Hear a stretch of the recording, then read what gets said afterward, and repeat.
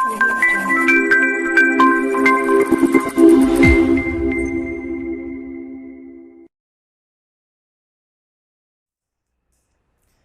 विद्यार्थियों, केम छो बड़ा मजामा? तो लास्ट लेक्चर में आपणे मोशनल ईएमएफ ની વાત કરી, જેમાં એક સળિયો ગતિ કરતો હોય તેના બે છેડા વચ્ચે કયો છેડો હાયર પોટેન્શિયલ થાય, કયો છેડો લોઅર પોટેન્શિયલ થાય, ईएमएफ કઈ રીતે ઉત્પન્ન થાય છે, શા માટે ઉત્પન્ન થાય છે, વિરોધ કરતી દિશામાં કઈ ઉત્પન્ન થાય છે, આ બધી વસ્તુ જાણી. ત્યારબાદ પૃથ્વીના ચુંબકીય ક્ષેત્રના કારણે પ્લેનમાં, ટ્રેનના કેસમાં, ઇવન આપણા શરીરમાં પણ કઈ રીતે ईएमएफ ઉત્પન્ન થાય છે એના વિશેની વાત કરી. બરોબર? એનામાં હજી એક કેસ બાકી છે કે સળિયો ગતિ કરતો હોય સારી વસ્તુ છે, પણ સળિયો ભ્રમણ કરતો હોય તો શું થાય? માની લો સળિયો એક છેડાની સાપેક્ષે, સળિયો છે, સળિયો એક છેડાની સાપેક્ષે ભ્રમણ કરતો હોય તો કઈ રીતે એમાં પણ ईएमएफ ઉત્પન્ન થાય કે ન થાય પણ ચેક કરવાનું છે આપણે. બરોબર? તો વાત કરીએ electromagnetic induction in rotating wire or road, અને એના પછી જોશું આપણે एसी जनरेटर जे थर्ड टाइप है ईएमएफ नो पीरियोडिक ईएमएफ. बरोबर? तो पहला लईए कि रोटेटिंग वायर में अथवा रोड में कई रीते ईएमएफ उत्पन्न थशे. तो ओमेगा कोणीय वेग थी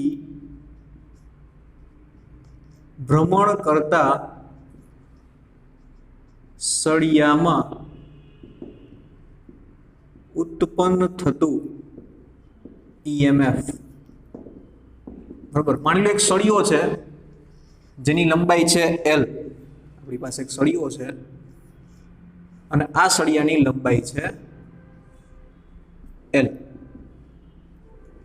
एना एक छेडानी सापेक्ष मानो छेडो लईए A अने आ छेडो लईए B. L लंबाई छे, स्मॉल l लंबाई, सळियो धातुनो बनेलो छे એટલે એમાં મુક્ત ઇલેક્ટ્રોન હશે નોર્મલ રૂમ ટેમ્પરેચરમાં, અને એ છેડાને સેન્ટરમાં રાખીને આપણે સળિયાને અહીંયાથી ભ્રમણ કરાવીએ છીએ. બરોબર? આખું સર્કલ પૂરું કરશે અને આખા અવકાશમાં, આખા સમતલમાં અંદર તરફનું ચુંબકીય ક્ષેત્ર આપણી પાસે અવેલેબલ છે, જે ચુંબકીય ક્ષેત્ર નિયમિત છે. તો નિયમિત ચુંબકીય ક્ષેત્રમાં ઓમેગા કોણીય વેગથી ભ્રમણ કરતા સળિયામાં ઉત્પન્ન થતું ईएमएफ તો કઈ રીતે ગોતવાનું આપણે? तो આપણે કઈ સમજવું પડશે કે સળિયાના દરેક બિંદુનું કંઈક ને કંઈક, દરેક બિંદુની કંઈક ને કંઈક ગતિ થઈ છે. સળિયાના દરેક નાનામાં નાના ટુકડાની કંઈક ગતિ થઈ છે, અને આ ગતિની દિશા ભલે વસ્તુ ગોળ ફરે છે પણ કોઈ પણ સમયે એનો વેગ સ્પર્શકની દિશામાં હોય. બરોબર? તો અત્યારે સળિયો માની લો અહીંયાથી આમ ગોળ ફરે છે ઓમેગા જેટલા કોણીય વેગથી. આ સળિયાની લંબાઈ છે L, तो हूँ सळियानो सौथी छेल्लो छेडो એટલે બિંદુ B એનો વેગ આ જગ્યાએ આમ ગોળ ફરતો હશે તો આ દિશામાં સ્પર્શક સ્વરૂપે લઈ શકું V જેટલો વેગ લઈ શકાય. અચ્છા, અહીંયા વચ્ચેનું બિંદુ હશે, માની લો C બિંદુ છે, એનો પણ કઈ વેગ લઈ શકાય V જેટલો વેગ. હા, આ બંને વેગ અલગ અલગ હશે. રીઝન સમજો શું કામ અલગ અલગ હશે? કારણ કે જેમ તમે દૂર જતા જશો એમ આના માટે આપણી પાસે ઇક્વેશન છે V = R ઓમેગા, જ્યાં વેગ, ત્રિજ્યા અને કોણીય વેગ દર્શાવે છે આ બધા સિમ્બોલ અનુક્રમે. ઓમેગા તો બધા માટે સેમ જ હશે, ગોળ ફરે છે એક જ સરખી સ્પીડે. ઓમેગા અચળ, ચુંબકીય ક્ષેત્ર અચળ છે. બરોબર? બદલાતા નથી. આર સેન્ટર જેની સાપેક્ષે સળિયો ભ્રમણ કરે છે એનાથી દરેક બિંદુનું અંતર અલગ અલગ છે. સૌથી છેલ્લા બિંદુનું અંતર છે L, ત્રિજ્યા L લખાશે. આ અડધા અંતરે છે, એનું અંતર થશે L/2, ત્રિજ્યા L/2 થશે. तो एनो मतलब सळियाना दरेक बिंदुનું કંઈક અંતર સેન્ટરથી અલગ અલગ હોવાથી દરેક બિંદુ પાસે વેગ સ્પર્શકની દિશામાં છે સાચું, પણ અલગ અલગ વેગ હશે. તો દરેક બિંદુ અલગ અલગ વેગથી કંઈક ગતિ કરે છે એવું લઈ શકાય છે. તો જેનો જેટલો વેગ એનું એટલું ईएमएफ BVL. અહીંયા ईएमएफ સેન્ટર પાસે જે નાનો ટુકડો હશે એનું સૌથી ઓછું હશે. જેમ જેમ દૂર જતા ईएमएफ વધતું જશે, અને આ બધા જ ईएमएफ ને કમ્બાઈન કરો તો આખા સળિયામાં કંઈક પરિણામી ईएमएफ ઉત્પન્ન થતું હશે. કેટલું થાય આપણે ગોતવાનું છે. કેમ ગોતશું? તકલીફની વાત એ છે કે જેમ જેમ તમે સેન્ટરથી દૂર જતા જશો ને એમ એમ એનું અંતર તો બદલાય જ છે, વેગ બદલાય છે. તો દરેક સૂક્ષ્મ અંતરે વેગમાં કંઈક સૂક્ષ્મ ફેરફાર થતો હશે. તમે જેમ જેમ સૂક્ષ્મ અંતર વધે તેમ સૂક્ષ્મ ફેરફાર થાય. દરેક સૂક્ષ્મ ફેરફારથી ઈએમએફ માં પણ ફેરફાર થાય. તો આપણે કામ કરીએ, આવું હોય એટલે આપણે શું કરવાનું હોય, સૂક્ષ્મ સૂક્ષ્મ ટુકડા કરી એક ટુકડા માટે ઈએમએફ ગોતીએ અને પછી બાકી બધાનું શું કરી નાખશું આપણે, સંકલન. તો માની લો સેન્ટરથી x જેટલા અંતરે રહેલા એક સૂક્ષ્મ જાડાઈ છે dx જાડાઈનો સૂક્ષ્મ ટુકડો ધ્યાનમાં લીધો અને સૂક્ષ્મ ટુકડાના ઉપરના અને નીચેના છેડા પાસે કંઈક ઈએમએફ ઉત્પન્ન થશે. આ કેવું દેખાય છે સમજજો. જો તમે આને અહીંયા દર્શાવો તો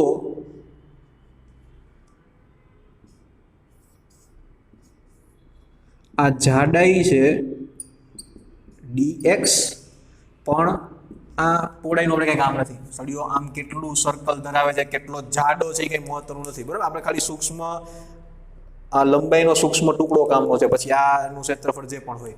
તો આ dx જાડાઈના સૂક્ષ્મ ટુકડામાં હવે સમજો આનો વેગ અત્યારે કઈ દિશામાં છે, આ બાજુ હશે વેગ. અચ્છા, x અંતરે આપણે લીધું છે તો વેગ કેટલો લખાશે, વેગ લખાશે x * ઓમેગા, બરોબર. આ સૂક્ષ્મ ટુકડામાં કયો છેડો પ્લસ થશે ને કયો છેડો માઇનસ થશે એ વિચારવાનું છે. હાયર પોટેન્શિયલ કોણ થાય, લોઅર પોટેન્શિયલ કોણ થાય. સમજો આપણી પાસે ઇક્વેશન છે BVL, બી અંદર તરફ એટલે આ z અક્ષ છે, લંબાઈ અત્યાર મોટી y અક્ષ ઉપર છે અને વેગ ક્યાં છે, x અક્ષ ઉપર, ઋણ x અક્ષ ઉપર છે. એનો ત્રણ એકબીજાને લંબ છે તો આપણે BVL ઇક્વેશન લગાડી શકશું. આના માટે વેગ આ દિશામાં v ક્રોસ b પ્રમાણે ધન વિદ્યુતભાર ઉપર બળ લાગે તો v આ દિશામાં છે, b અંદર તરફ છે, આમાં ન પડે એટલે તમારે જમણા હાથના નિયમ પ્રમાણે v આ દિશામાં છે, b અંદર તરફ છે, તો ધન વિદ્યુતભાર ઉપર નીચે તરફ બળ લાગે, નીચે તરફ ધન વિદ્યુતભાર આવે તો ઉપર તરફ ઇલેક્ટ્રોન ગયા હશે ને, મુક્ત ઇલેક્ટ્રોન ક્યાં પહોંચી જાય, હંમેશા ઉપર તરફ પહોંચી જાય. આ છેડો થશે હાયર પોટેન્શિયલ અને આ છેડો થશે લોઅર પોટેન્શિયલ, બરોબર. હવે સમજો આ પ્લસ થાય તો આની નીચેનો જે ટુકડો હશે અહીંયા એમાં પણ આ સેમ વસ્તુ, નીચે પ્લસ ઉપર માઇનસ. તો એનો મતલબ આ દરેકે દરેક સૂક્ષ્મ ટુકડામાં નીચે પ્લસ ઉપર માઇનસ. તો આવા તમે સૂક્ષ્મ ટુકડા લાઈનમાં ભેગા કરતા જાઓ ને તો તમને આ બધી જ નાની નાની બેટરીઓ આ શ્રેણી જોડાણમાં છે એવું લાગે. તો દરેકનો સૂક્ષ્મ ઈએમએફ શું થાય, સરવાળા સ્વરૂપે ટોટલ આખા સળિયાનો ઈએમએફ આપે અને આખો સળિયો પોતે બી છેડો નેગેટિવ ટર્મિનલ અને એ છેડો પોઝિટિવ ટર્મિનલ છે એવી બેટરી જેવું કામ કરે દરેકના સૂક્ષ્મ ઈએમએફ ના સરવાળા કરવાથી. પણ આ ઈએમએફ બધાનો અલગ અલગ હશે. શું કામ અલગ અલગ હશે, બધાનો x અંતર અલગ અલગ છે. પડી ખબર? તો જો આટલું ખાલી ધ્યાનમાં રાખીએ તો હું ડાયરેક્ટ હવે કહી શકું છું કે ટોટલ ઇન્ડ્યુસ થતું ઈએમએફ એ થશે ઇન્ટિગ્રેશન ડીઈ.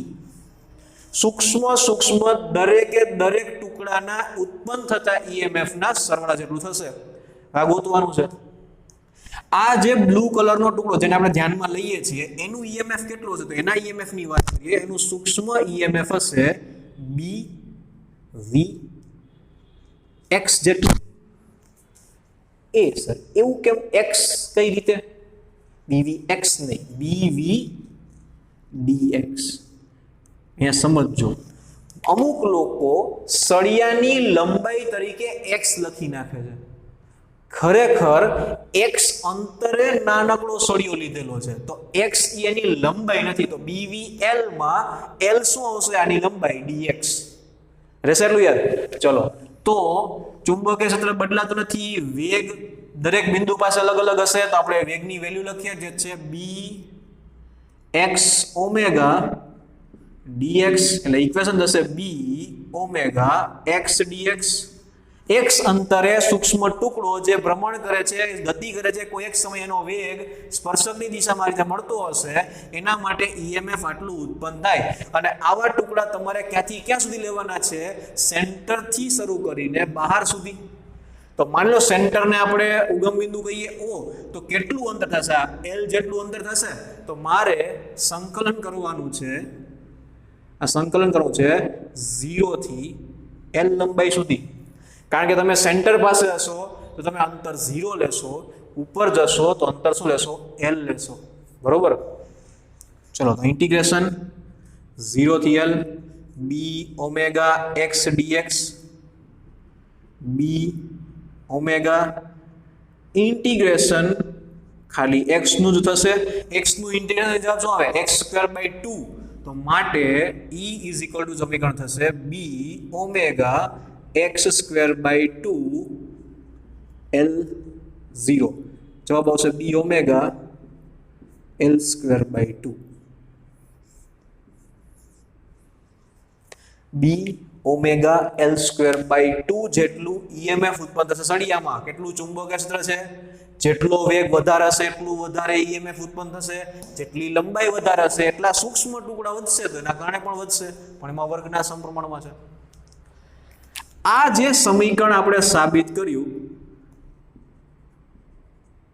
NCERT માં ઉદાહરણ તરીકે આપેલું છે આ વસ્તુ, અને આપણે એને એઝ એ થિયરી તરીકે ભણીએ છીએ. થિયરી એટલે ભણીએ છીએ કારણ કે NCERT એક જ એક્ઝામ્પલ આપેલું છે. અહીંયા સેન્ટર પાસે એક છેડાથી આમ રાખીને પકડીને ફેરવો તો શું થાય? આપણને તો એક્ઝામમાં ગમે તેથી પૂછે ને, એક્ઝેટ વચ્ચેથી રાખીને ફેરવો તો શું થાય, જરાક આમ નીચે રાખીને ફેરવો તો શું થાય, આવા બધા ક્વેશ્ચન પૂછી શકે છે. આપણે એક થોડા પૂછશે તો આપણે આ રીતે આને સમજ્યા. યાદ રાખજો, જે જગ્યાએથી ફરે છે એને આપણે એઝ એ સેન્ટર લીધું છે, ઉગમ બિંદુ 0, અને એક જ બાજુ સળિયો છે એટલે મેં ત્યાં L સુધીની લિમિટ લીધી છે. જો વચ્ચેથી સળિયો ફરતો હશે તો એક બાજુ L અને એક બાજુ -L, ત્યાં L/2 અને -L/2 એવું લેવું પડશે. એ હમણાં આગળ આવે વાત કરીએ. આ ઇક્વેશનને હજી એક રીતે સાબિત કરી શકાય છે. કઈ રીતે? કોઈ વસ્તુ ભ્રમણ કરતી હોય તો આપણે એને કમ્પેર કરવા માટે એની જડત્વની ચાક માત્રા લઈએ છીએ, ખ્યાલ જ છે બધાને. એના કરતાં પણ વધારે એનું સેન્ટર ઓફ માસ લઈએ છીએ. એવું માની લઈએ કે આખા સળિયાની બદલે એક બિંદુવત કણ એ v જેટલા વેગથી ગતિ કરતું હોય તો એ કણ ક્યાં મૂકત? આપણે એને સેન્ટર પાસે મૂકત ને, અહીંયા વચ્ચે. હા, જો તમે સેન્ટર પાસે મૂકત તો વેગ થાત એનો ઓમેગા ઇન્ટુ ડિસ્ટન્સ L/2. જવાબ તમે આ વસ્તુ સેન્ટર ઓફ માસના લોજિક ઉપરથી પણ ગોતી શકતા હતા, બરોબર? તો બેમાંથી કોઈ પણ રીત, પણ આપણે આ વસ્તુ યાદ રાખશું આ રીતે કે સૂક્ષ્મ ટુકડાનો સરળ કરતા જઈએ તો આ રીતે આપણને પરિણામી EMF મળશે. ચલો હવે આ ઇક્વેશનને માત્ર એક છેડા માટે નથી સમજવાનું. આપણે એવું વિચારીએ કે માની લો કોઈ એક સળિયો સેમ લંબાઈ, સેમ મેગ્નેટિક ફિલ્ડ, પણ સેન્ટર ઉગમ બિંદુ તરીકે લઈએ અને એની આસપાસ ભ્રમણ કરે છે. અહીંયાથી આ છેડો આમ જતો હશે ને અહીંથી આમ જતો હશે, ઓમેગા જેટલા કોણીય વેગથી વચ્ચેથી સળિયો ભ્રમણ કરે છે, બરોબર? આ તો ટીંગ થયું, એમને આમાં ગોળ ફરે છે. તો ત્યારે આ બધા પ્રશ્નમાં શું ફેરફાર થાય? તો સૌથી મોટો ફેરફાર થશે આ પ્લસ અને માઇનસમાં. કઈ રીતે સમજો? જો હું સેન્ટરથી ઉપર તરફનો કોઈ એક ટુકડો ધ્યાનમાં લઉં,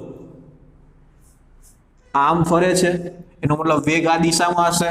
આના જેવો જ કેસ થયો, વેગ આ દિશામાં છે, ચુંબકીય ક્ષેત્ર અંદર છે એટલે અંદરનો છેડો પ્લસ થાય. કયો અંદરનો છેડો પ્લસ થાય? આ છેડો પ્લસ થશે, આ છેડો માઇનસ થશે, બરોબર? ચલો એના પછી નીચેની વાત કરીએ. નીચેના માટે વેગ હવે મારી બાજુ છે તો વેગ આ દિશામાં, ચુંબકીય ક્ષેત્ર તેના માટે ઉપરનો છેડો પ્લસ થાય. એટલે કે અહીંયા તમે જો નાનકડો ટુકડો ધ્યાનમાં લો તો અહીંયા પણ ઉપર તરફ પ્લસ થાય, નીચે તરફ માઇનસ થાય. કઈ રીતે સમજો આરામથી? આ ટુકડા માટે વેગ આ દિશામાં, ચુંબકીય ક્ષેત્ર અંદર, તો આ ટુકડા માટે નીચેનો છેડો પ્લસ, કારણ કે પ્લસ વિદ્યુતભાર ઉપર નીચે બળ લાગે. આ ટુકડા માટે વેગ મારી બાજુ, આ બાજુ વેગ આ બાજુ, ચુંબકીય ક્ષેત્ર અંદર, ઉપર તરફ બળ લાગે. કોઈ પણ એવું કહેશે ને કે સર ઉપર અને નીચે અડધા ભાગમાં ચુંબકીય ક્ષેત્ર અલગ અલગ દિશામાં હોત તો એ રીતે કંઈક જવાબ મળે. અત્યારે આના પ્રમાણે જવાબ ગોતો, બરોબર? તો આ બાજુ વેગ ચુંબકીય ક્ષેત્ર તરફ ઉપરનો છેડો પ્લસ, એટલે આ ટુકડા માટે ઉપરનો છેડો પ્લસ. એનો મતલબ આ બધા જ નાના નાના ટુકડાઓ માટે નીચેનો છેડો પ્લસ થશે, આ બધા નાના ટુકડાઓ માટે ઉપરનો છેડો પ્લસ થશે. ઇન શોર્ટ પ્લસ થયું કોણ? આ સેન્ટર થશે પ્લસ અને આજુબાજુના બંને છેડા થશે માઇનસ. હવે થઈ તકલીફ. તો સર હવે નામ આપવું પડશે. નામ આપીને પછી આપણે સમજે. ઓ બિંદુ તો છે આપણી પાસે. આને લઈએ બી અને આને લઈએ એ. હવે સમજો ક્વેશ્ચન પેલો. સર વચ્ચેથી રાખીને જો સળિયો ગોળ ભ્રમણ કરાવડાવીએ તો ઉપરના સળિયા માટે નીચેની બાજુ અત્યારે પ્લસ મળે છે. આ પરિસ્થિતિ પ્રમાણે નીચેના સળિયા માટે ઉપરની બાજુ પ્લસ મળે છે. જો તમે ચુંબકીય ક્ષેત્ર અંદરની બદલે બહારનું કરી નાખશો ને તો દરેક જગ્યાએ ખાલી પ્લસ માઇનસ ઉલટાઈ જશે. આ બધા માઇનસ નીચે આવી જશે અને બધા પ્લસ ઉપર આવી જશે. આના માટે અહીંયા શું થશે? ઉપર પ્લસ નીચે માઇનસ, નીચે પ્લસ ઉપર માઇનસ. ત્યારે સેન્ટર પાસે માઇનસ થશે, આજુબાજુમાં પ્લસ થશે. એટલે ચુંબકીય ક્ષેત્રની દિશા બદલાવથી આટલો ફેરફાર થાય, પ્લસના માઇનસ ને માઇનસનો પ્લસ. અત્યારે પહેલો ક્વેશ્ચન, એ અને બી છેડા વચ્ચે કેટલું ઈએમએફ ઉત્પન્ન થાય? તો હું આન્સર આપીશ એનો 0. અરે સર તમે તો ત્રાસ દીધો છે. કેમ? તો કે ખબર જ નથી પડતી શું થાય છે. જો ખબર ક્યારે પડશે? જ્યારે તમે અહીંયા સુધીની દરેક વસ્તુમાં સાથે હશો. તમને ખબર પડે સળિયો જ્યાંથી પરે છે એના માટે એની લંબાઈ આ બાજુ મેટર કરે છે. હવે એક્ઝેક્ટ તમે સળિયો એટલો જ નીચે લઈ આવો તો એના કરતા વિરુદ્ધ દિશામાં આ બાજુ જતો હશે એન્ટી ક્લોકવાઇઝ, તો આ પણ એન્ટી ક્લોકવાઇઝ જ જતો હશે, ક્લોકવાઇઝ ન ફરતો હશે. તો બંનેના માટે ઈએમએફ પરસ્પર વિરુદ્ધ દિશામાં મળે. આ નાની બેટરી અને આ નાની બેટરી ઓપોઝિટ કનેક્શનમાં છે. સિરીઝ ઓપોઝિટ કનેક્શન કહેવાય એને. કઈ રીતે સમજો? ઓ બિંદુ અહીંયા પ્લસ, બી છેડો માઇનસ હશે. નીચેના માટે જુઓ, ઉપર પ્લસ નીચે માઇનસ. આને કયું કનેક્શન કહેવાય? બેટરીનું સિરીઝ ઓપોઝિટ કનેક્શન કહેવાય ને. શ્રેણીમાં પણ વિરુદ્ધ પરિસ્થિતિમાં જોડેલા છે. જો બંને બેટરીના વોલ્ટેજ સરખા તો પરિણામી જવાબ 0. કોઈ ઈએમએફ ન મળે, કોઈ કરંટ નહીં મળે એ અને બી છેડા વચ્ચે. હા, તમે ઓ અને બી છેડાની વાત કરો ખાલી ઉપરના ભાગની તો ઈએમએફ મળશે. ઓ અને એ છેડાની વાત કરો તો ઈએમએફ મળશે. પણ એ અને બી વચ્ચે કોઈ ઈએમએફ મળશે નહીં, કારણ કે બંને ટર્મિનલ સરખા વોલ્ટેજ ધરાવે છે. નેગેટિવ હોય કે પોઝિટિવ હોય, સરખા ટર્મિનલમાં વોલ્ટેજ હોય એટલે તમને કાંઈ પરિણામી કરંટ કે વોલ્ટેજ મળે નહીં. પણ સર સરખા થાય એવું કેમ ખબર પડી? જો સળિયો એક સરખો છે, કઈ વધારે ફેરફાર નથી થતો. ઉપરની અને નીચેની લંબાઈ અડધી અડધી છે. બી અચળ, ઓમેગા અચળ, લંબાઈ બંનેની સરખી છે. તો બંનેના ઈએમએફ સરખા જ હશે ને. ઉપરના અડધા ભાગનો ઈએમએફ, નીચેના અડધા ભાગનો ઈએમએફ સરખો. તો જવાબ સામે કેન્સલ. આ વસ્તુને હું સંકલનથી પણ સાબિત કરી શકું છું, પણ કરવું ઈ પડશે કે સંકલનમાં ઉપરના અડધા ભાગનું સંકલન કરવું પડશે અલગ રીતે અને નીચેના અડધા ભાગનું સંકલન કરવું પડશે અલગ રીતે. એમ નો ખબર પડે તો તમારે ખાલી આટલું કરી નાખો કે સંકલનમાં આ 0 છે, ઉગમ બિંદુ છે, નીચેની લંબાઈનો છેડો -l/2, ઉપરની લંબાઈનો છેડો +l/2 કરી નાખો તો પણ તમારો છેલ્લો આન્સર 0 આવી જશે. આ પ્લસ માઇનસ શું કામ કરવું પડે? બંને વિરુદ્ધ રીતે કામ કરે છે. ઉપર માઇનસ નીચે પ્લસ કોઈ તકલીફ નથી, બરોબર? તો યાદ રાખશું આપણે કે સળિયાના સેન્ટર એટલે કે તે જ્યાંથી ફરે છે ત્યાંથી કેટલી લંબાઈ મળે એ અહીંયા લખવાની છે, નહીં કે સળિયાની લંબાઈ. સળિયાની લંબાઈ લેવાની નથી. તો O થી ઉપર l/2, O થી નીચે l/2, ઉપરનો ઈએમએફ નીચેનો ઈએમએફ સરખો પણ ઓપોઝિટ કનેક્શન થાય છે એટલે જવાબ 0 આવશે. ઓકે, એક સમજાણું. પણ સર ચલો વાંધો નહીં, ઉપરના અડધા ભાગનું ઈએમએફ ખાલી કેટલું થાય તો લખી નાખો l/2. એમ કરું તમને. OB નું ઈએમએફ શું મળશે? B⍵/2. l² ની બદલે શું લખવાનું? આ ભાગની લંબાઈ કેટલી છે? l/2 છે ને, તો l/2 નો સ્ક્વેર, l²/4. તો ઈએમએફ થશે B⍵l²/8. નીચે પણ B⍵l²/8. સામે કેન્સલ. બરોબર? આટલો ઈઝી ક્વેશ્ચન થોડા પૂછતા હોય. ક્વેશ્ચન પૂછે કે આવું કે સળિયો છે, સેમ સળિયો તમે ફેરવો છો, બહુ સળિયા ફેરવા, પણ કંઈક અલગ જ જગ્યાએથી. આ બાજુનો છેડો A, આ બાજુનો છેડો B. આખા સળિયાની લંબાઈ l છે, નથી તો તમે છેડેથી ફેરવતા. નથી તો તમે સેન્ટરમાંથી ફેરવતા, તમે કંઈક અલગ જગ્યાએથી ફેરવો છો તો EMF કેટલું ઉત્પન્ન થાય? માની લો સળિયાની લંબાઈ લઈએ, ઉપર છે 3L/4 અને નીચે છે L/4, એટલે ચોથો ભાગ નીચે છે ને બાકીના 3 ભાગ ઉપર છે. આ રીતે સળિયો ફરે છે. તો શું કરવાનું? તો આટલા ભાગનું EMF ગોતીએ, O થી B નું, O થી A નું EMF ગોતીએ અને પછી ડાયરેક્શન નક્કી કરશો. આમ તો ડાયરેક્શન જોવા જાવ તો આની જેમ જ મળશે, સિરીઝ ઓપોઝિટ, પણ બંનેના EMF અલગ અલગ છે એટલે મોટી બેટરી પોતાનું જોર લગાડશે, બંનેના તફાવત જેટલા વોલ્ટેજ મળે. જો ડાયરેક્ટ કોકને સમજાતું હોય સિરીઝ ઓપોઝિટ કનેક્શનમાં તફાવત, આના 2 વોલ્ટેજ આનો 1 વોલ્ટેજ, તો પરિણામે કેટલા વોલ્ટ મળે? 1 વોલ્ટ મળે. બસ એવું જ અહીંયા થશે. કરીએ કઈ રીતે સમજો.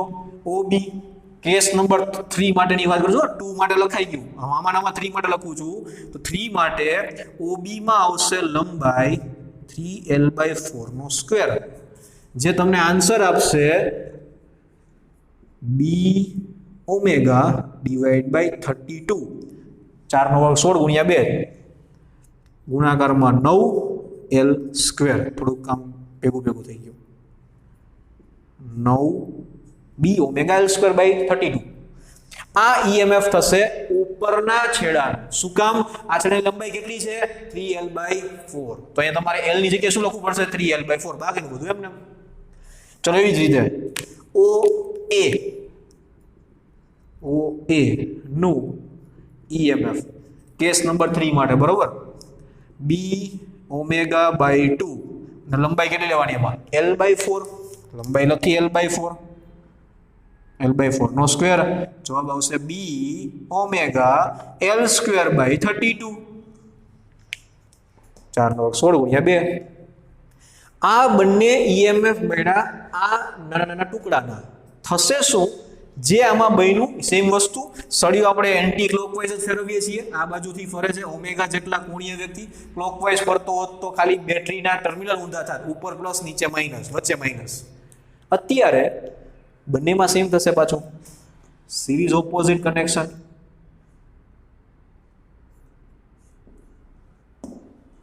ઉપરનાનો EMF 9B omega L square by 32, નીચેનાનો EMF B omega L square by 32. બંનેનો તફાવત શું આવશે? બંનેનો તફાવત એ થશે 8B omega L square by 32, એટલે કે B omega L square by 4. આટલું EMF થશે આ સળિયાના A અને B ટર્મિનલની વચ્ચે. આપણે ત્રણેય આન્સર આવડે છે.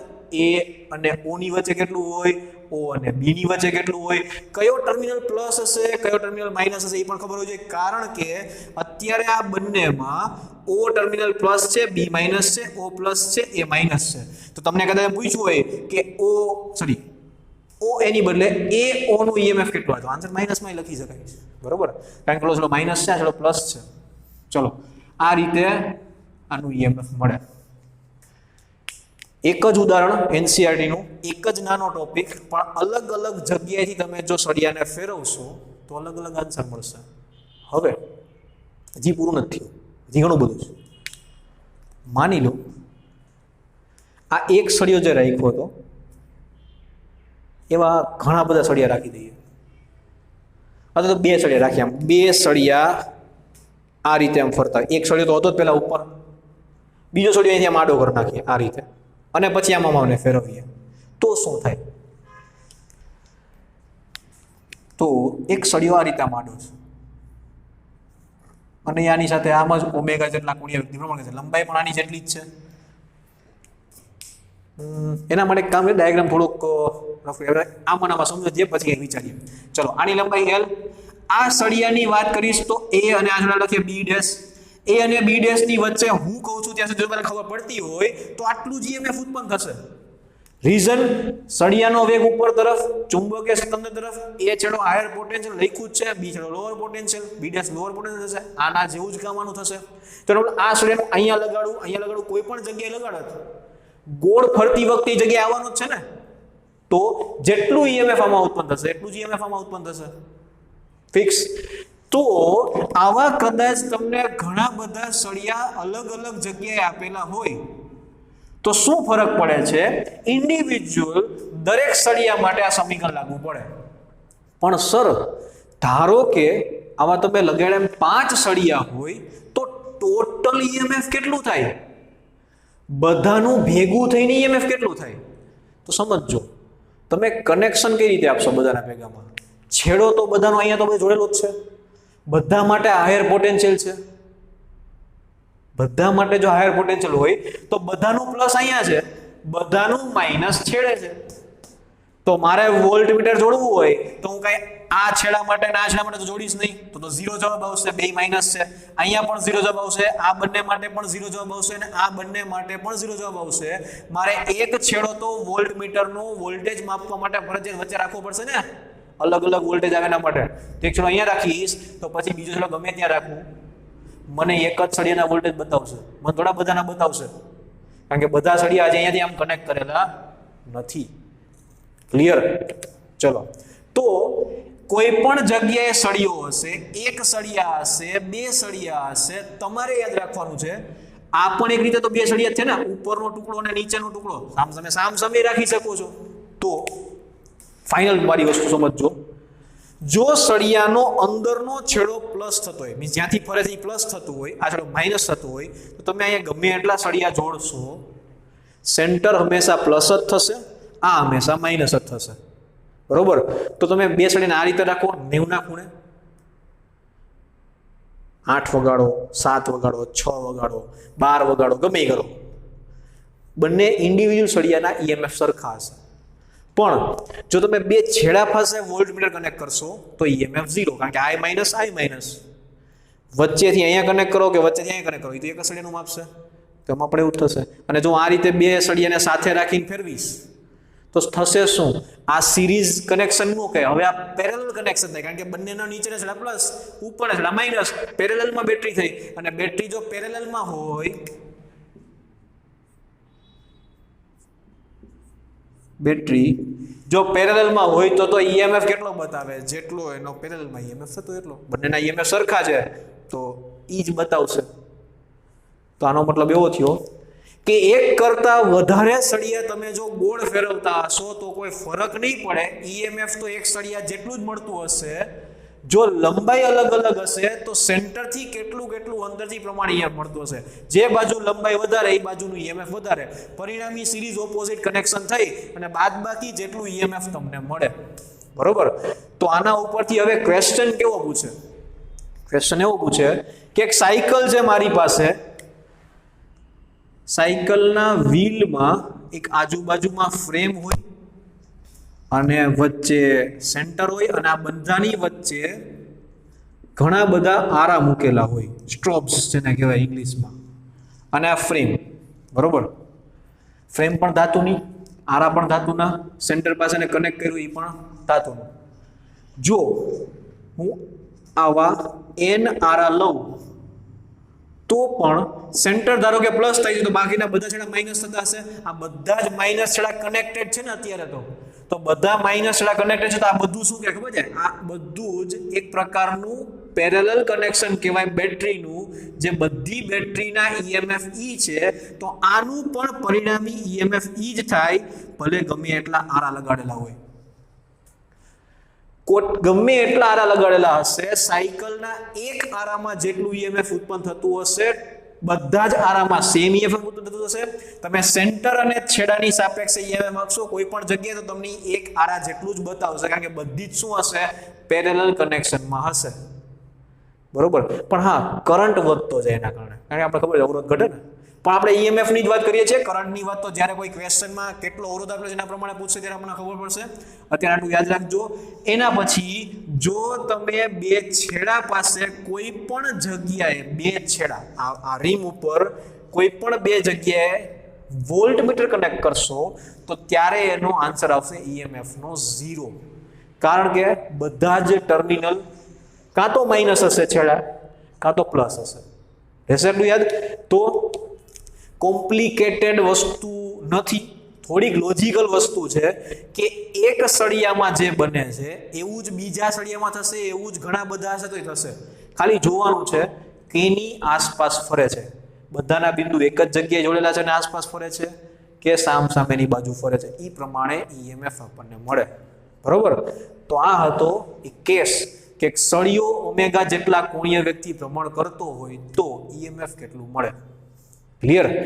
આના પછીનો આપણો ટોપિક છે, આપણે શું જોયું સમજો. આપણે આત્મપ્રેરણ જોયું, અન્યોન્ય પ્રેરણ જોયું કે જેમાં ચુંબકીય ક્ષેત્રનો ફેરફાર થાય એક જગ્યાએ તો કાં તો ગૂંચળું પોતાનામાં કાં તો બીજાની અંદર ઈએમએફ ઉત્પન્ન કરે છે એનો ઓપોઝ કરવા માટે. પછી ગતિના કારણે એટલે કે ક્ષેત્રફળ બદલાય જેના કારણે એમાં કંઈ ફેરફાર થતો હોય તો શું થાય.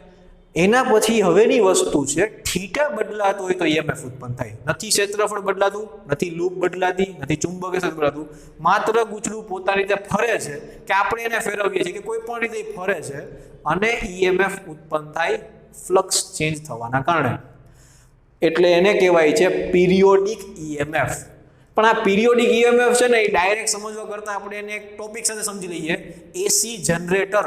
તો જનરેટરનું વર્કિંગ એ સમજાય જાય, પણ અંદર જે પિરિયોડિક ઈએમએફ ના અમુક સ્ટેપ આવે છે સાબિત કરવાના કે કેટલું ઈએમએફ ઉત્પન્ન થાય એ પણ આપણને આવડી જાય. બરોબર. બંને વસ્તુ એક સાથે સોલ્વ. જનરેટર, કયું જનરેટર? એસી જનરેટર અને પિરિયોડિક ઈએમએફ. પિરિયોડિક ઈએમએફ ની જ વસ્તુ આપણને એસી જનરેટરમાં કામ આવે છે કંઈક ઇલેક્ટ્રિક એનર્જી મેળવવા માટે. ઓકે, તો નેક્સ્ટ ટોપિક લઈએ, એસી જનરેટર અને પિરિયોડિક ઈએમએફ. ચલો બેટા, આપણો નેક્સ્ટ પોઈન્ટ છે એસી જનરેટર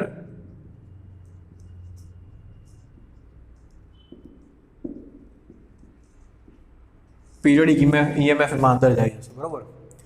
સૌથી પહેલા તો જનરેટર શું છે હું પેલા ડિવાઇસ સમજાવી દઉં, પછી એની અંદર પ્રિન્સિપલ છે એની સાથે સાથે સમજાશે.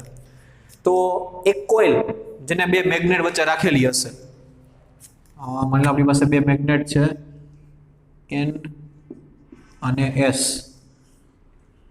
બરોબર. આની વચ્ચે આપણે કોઇલ મૂકેલી છે.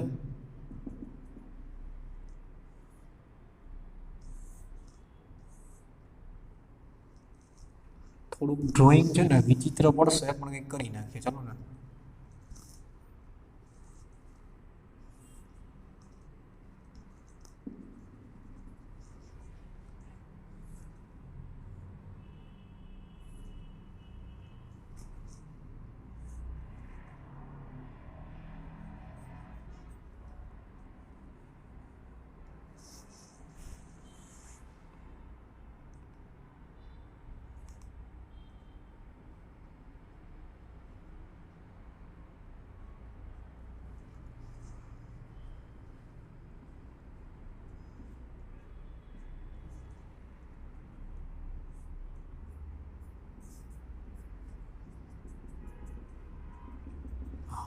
સમજો આ ગૂંચળું છે, આમાં ઘણા બધા આટા હોઈ શકે છે, એક આટો હોઈ શકે છે, બધી જ વસ્તુ પોસિબલ છે. આને એક આ રિંગ સાથે એક છેડો કનેક્ટ કરેલો છે, બીજો છેડો આ રિંગ સાથે કનેક્ટ કરેલો છે. હવે આપણને લાગે કનેક્ટ કરેલો છે, ખરેખર કનેક્ટ કરેલો નથી. એસી જનરેટરની અંદર સ્લીપ ડિસ્કનો ઉપયોગ થાય ને સ્લીપ રિંગ કહેવાય છે. ડિસ્ક તો નહીં, કઈ ડિસ્ક આખી હોય કઈ. માની લો કે અહીંયા રિંગ છે, રિંગ સાથે એક વાયર કનેક્ટેડ હશે. આ વાયર સતત રિંગમાં અંદર ફર્યા રાખશે. ઉપરથી તો નહીં સમજાય, સામેથી. બરોબર. આ રિંગ છે તો રિંગમાં રિંગને ટચ કરીને આમ સતત ફર્યા રાખશે એટલે રિંગ અને વાયર વચ્ચેનો કોન્ટેક્ટ હંમેશા રહેશે. થશે શું? જે પણ અહીંયા ઈએમએફ ઉત્પન્ન થાય જેના કારણે જે કદાચ કરંટ ફ્લો થવાનો છે તો કરંટ અહીંયા કનેક્શન હોવાને લીધે આગળ ફ્લો થાય. બરોબર. એની સાથે બે બ્રશ હશે જે કાર્બનના બ્રશ બનેલા હશે જેમાંથી કરંટ એની સાથે પણ કનેક્શન હશે અને એમાંથી કરંટ પસાર થઈ અને આપણે જે લોડ કનેક્ટ કરેલો હશે, લોડ એટલે જે અવરોધ કે તમે જે પણ સર્કિટ ચલાવવા માંગો છો, માની લો આપણે એક બલ્બ રાખવો છે અહીંયા, બરોબર, તો બલ્બ સાથે આને કનેક્ટ કરી દીધું હશે તો બલ્બ આપણા માટે શું કામ કરશે? એક અવરોધ તરીકે કામ કરશે જેને લોડ રેઝિસ્ટન્સ કહેવાશે. લોડ એટલે જે વસ્તુ તમારે ચલાવવાની છે એ એના માટે એક માથે લોડ લઈને ચાલીએ છીએ તો એના માટે ભાર છે, તો એ ભારને વહન નથી કરવાનું, ચલાવવાનું છે. એના માટે એમાંથી કરંટ પાસ થતો હશે. આપણે આને કહીશું કાર્બન બ્રશ.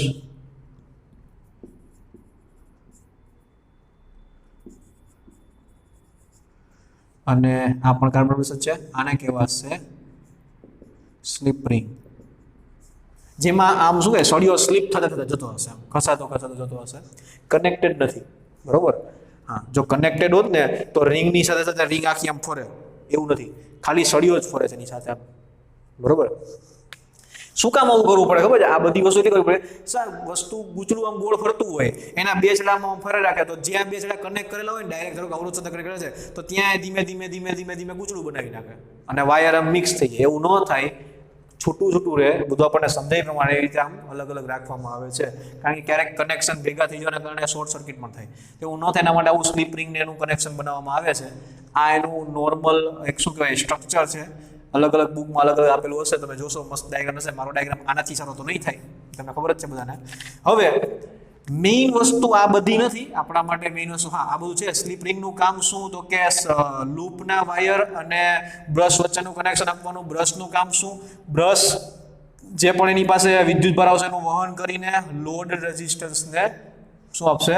પ્રવાહ પૂરો પાડશે. તો સ્લીપ રિંગ અને કાર્બન બ્રશનું કામ આ. હવે N થી S તરફનું ચુંબકીય ક્ષેત્ર છે. આ ગૂંચળાનું કંઈક ક્ષેત્રફળ હશે, એનું કંઈક ક્ષેત્રફળ સદિશ હશે. તમે કોઈ પણ એક જગ્યાએ શરૂઆત કરો, માની લો આમથી આમ ચુંબકીય ક્ષેત્ર આવે છે અને ગૂંચળું છે કંઈક આ રીતે. આપણી પાસે કોઈ બુક ને એવું નથી, ચાલશે, ચલો વાંધો નહીં. આ એક ગૂંચળું છે, બરોબર. આ ક્ષેત્રફળમાં આમાંથી ઘણી બધી લાઈન પસાર થતી હશે. 3 લાઈન છે, 3 લાઈન એમાંથી પસાર થતી હશે આ રીતે.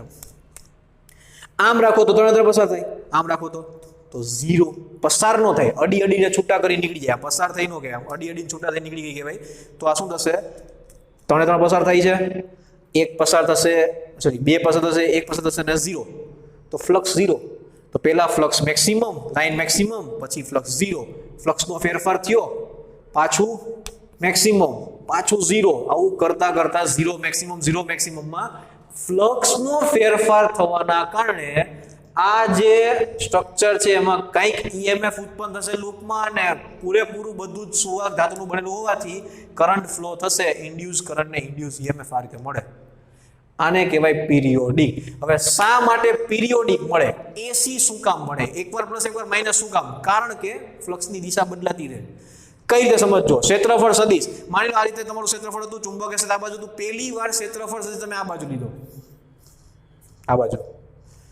પછી ધીમે કરતા ક્ષેત્રફળ સદિશ 90 ડિગ્રીનો એંગલ બનાવ્યો.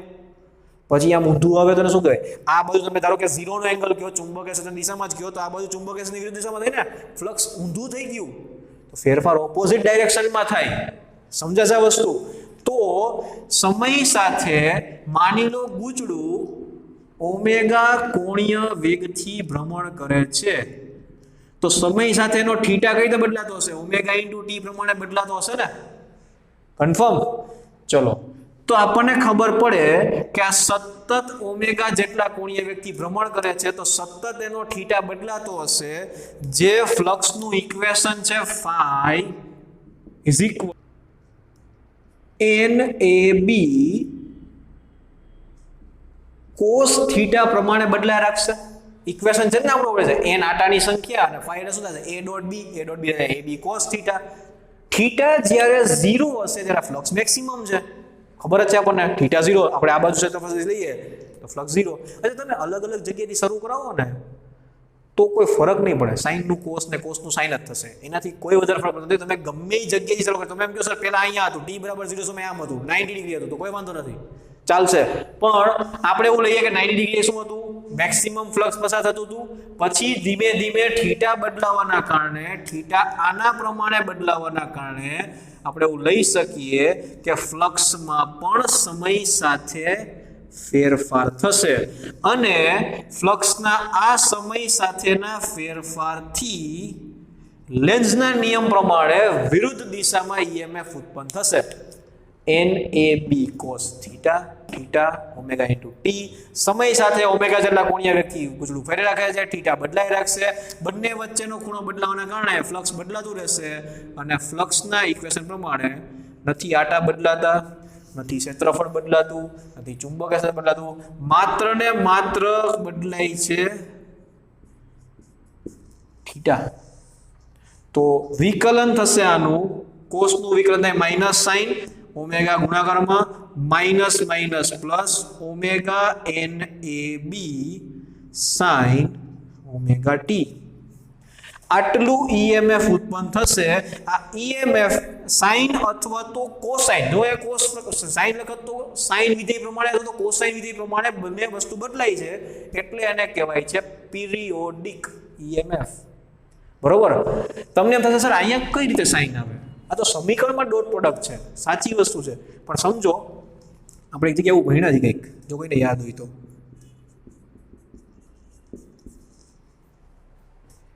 સમીકરણમાં કોસ આવી સાચું, થીટા હોય સાચું, પણ આપણે કીધું એમ પ્રમાણે એ શરૂઆત 0 થી કરે છે, એટલે આપણે કઈ નવો ખૂણો ઉમેરતા નથી. ધારો કે શરૂઆત જ 90 ડિગ્રીથી કરતું હોત તો એની પ્રારંભિક કળા જેવું કામ કર્યું કહેવાય ને. જેમ દોલનમાં કણ ક્યાંથી ગતિ શરૂ કરે છે એ પ્રમાણેની પ્રારંભિક કળા આવે, એમ અહીંયા પણ શું થશે, કઈ જગ્યાએ કેટલા ખૂણેથી શરૂ કરે છે એ પ્રમાણેનો પ્રારંભિક ખૂણો આવશે. તો દરેક વખતે +5 આગળ રહેશે ને દરેક વખતે +5 શું કરશે, અહીંયા ધારો કે 90 હોત તો સાઇન નું કોસ કરી નાખે, અહીંયા કોસ નું સાઇન કરી નાખે, ઊંધું અહીંયા કોસ નું સાઇન કરી નાખે, અહીંયા સાઇન નું કોસ કરી નાખે.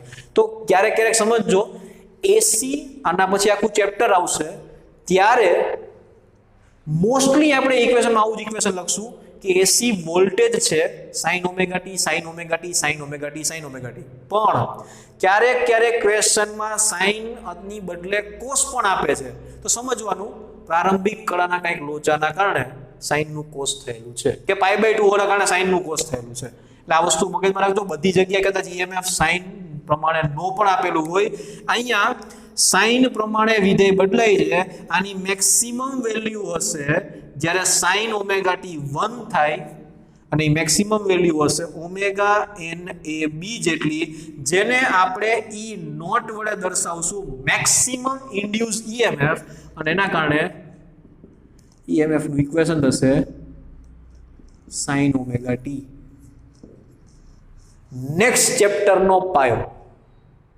હજી ચેપ્ટર પૂરું નથી થયું, આના પછી ટ્રાન્સફોર્મર નામનો ટોપિક આપણે ભણશું, પછી ચેપ્ટર પૂરું થશે. ઈ પણ આનો એક ઉપયોગ છે, ટ્રાન્સફોર્મર ઈ પણ આના ઉપરથી કામ કરે છે, ઈએમએફ ઉપર ઈએમઆઈ ઉપરથી.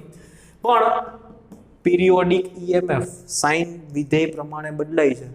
ગ્રાફ ઉપરથી વધારે સારું સમજાશે તો તમે ગ્રાફ ડ્રો કરશો કે થીટા કઈ રીતે બદલાય છે સમય સાથે અને ઈએમએફ કેટલું મળે છે. તો થીટા 90 ડિગ્રી હોય, 180 ડિગ્રી હોય, 270 ડિગ્રી હોય, 360 હોય, એ પ્રમાણે 90 માટે maximum EMF E naught, minus 180 માટે પાછું 0, માઇનસ માટે માઇનસ E નોટ. આ રીતે સતત ઈએમએફ બદલાતું રહેશે. બરોબર. અને જેટલી વાર તમે ગૂંચળું ફેરવશો એટલી વાર તમને આવી સાયકલ મળશે, જેટલું પ્લસ એટલું માઇનસ. સરેરાશ ગોતવા જાવ તો 0 મળે. તમને કોઈ એમ કે સરેરાશ આ બધી વસ્તુ આવશે એસી ભણશું ત્યારે, અત્યારે કાંઈ નહીં, ભૂલી જાઓ, સરેરાશ કાંઈ નથી, આપણને સતત બદલાતું એવું ઈએમએફ મળશે. જો કરંટની વાત કરીએ તો કરંટ માટે તો કંઈ વધારે વસ્તુ છે નહીં. I = E / R ઇક્વેશન છે, તો ઇક્વેશન છે E0 / R sin omega T. આ વેલ્યુ થશે કરંટની maximum value, I = I0 sin omega T. Current માટે સેમ, બસ ખાલી વેલ્યુ થોડીક ઓછી હશે કારણ કે એને આપણે ભાંગી નાખ્યું છે R વડે. બેસાડું યાર. તો એસી જનરેટર કેના સિદ્ધાંત ઉપર કામ કરે છે? પિરિયોડિક ઈએમએફ ના સિદ્ધાંત ઉપર કામ કરે છે. એનું કામ શું છે? મિકેનિકલ એનર્જી ને ઇલેક્ટ્રિક એનર્જી માં કન્વર્ટ કરવું. કોની મદદથી? ઇન્ડ્યુસ ઈએમએફ અને ઇન્ડ્યુસ કરંટની મદદથી. તમે ધારો કે આને તમે ગોળ ફેરવો છો, ચકેડી મારે ફેરવી રાખો છો, તો તમે જેટલી સ્પીડમાં ફેરવશો ને એટલી સ્પીડમાં અહીંયા વોલ્ટેજ બદલાશે, મળશે એનર્જી કંઈક આપણને. બરોબર. આપણા ઘરે 50 હર્ટ્ઝ પ્રમાણે બદલાતો એસી કરંટ આવતો હોય છે, જેની આવૃત્તિ 50 હર્ટ્ઝ. એનો મતલબ 1 સેકન્ડમાં 50 વારી પ્લસ માઇનસ કરી નાખે. એનો મતલબ તમે જો 50 વાર ગૂંચળું ફેરવો તો તમને જે ઘરે કરંટ આવે છે ને એનો કરંટ મળે, કે કરો તો આવો શોર્ટ લાગે. બરોબર, આ રીતે મળે. હવે તમે આ ચકેડું હાથેથી ફેરવો તો મિકેનિકલ એનર્જી ઇલેક્ટ્રિક એનર્જીમાં કન્વર્ટ થાય. તમે પાણી ફેંકો એના ઉપર પાણી પડતું હોય ક્યાંકથી, ધોધ સ્વરૂપે ડેમમાંથી મોટું જનરેટર બનાવ્યું, ઘણા બધા આટા ને મોટા મોટા મેગ્નેટ ને ચુંબકીય ક્ષેત્ર મોટું કરી નાખ્યું, ક્ષેત્રફળ મોટું, આટા વધારે, ઢગલું એક મોટા મોટા જનરેટર મૂકી દીધા, વધારે મોટી એનર્જી મળશે આપણને. પવન ચક્કીની મદદથી ફેરવો તો વિન્ડમાંથી કઈ એનર્જી મળશે.